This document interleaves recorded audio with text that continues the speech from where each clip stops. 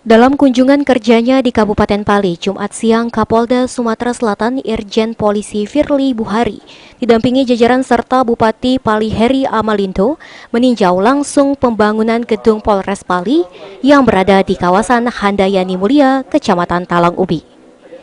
Kapolda Sumatera Selatan Irjen Polisi Firly Buhari menjelaskan bahwa pihaknya menentukan sarana fisik bangunan serta secara langsung melihat syarat pendukung Mapolres Kabupaten Pali sebelum diaktifkan, dan selanjutnya dalam waktu 30 hari ke depan kita akan mengaktifkannya, yakni menunggu surat keputusan resmi Kapolri RI.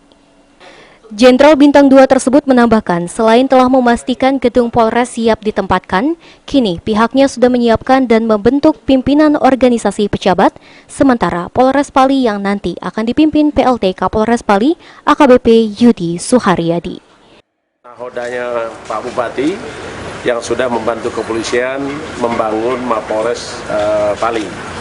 Saya hari ini berada di Pali dan rangka memastikan kegiatan operasional Polres Pali yang insya Allah waktu dekat kita akan definitifkan, menunggu keputusan Kapolri saja. Tapi sebelum itu saya ingin memastikan seluruh sarana fisik dan sarana pendukung untuk Polres itu betul-betul sudah disiapkan. Alhamdulillah hari ini saya sudah melihat secara fisik, alhamdulillah sudah terwujud, dan insya Allah 30 hari ke depan kita bisa operasionalkan Polres ini.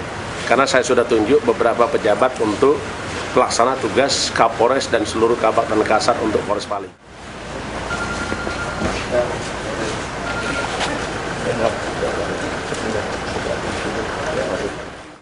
Husniawan, PAL TV.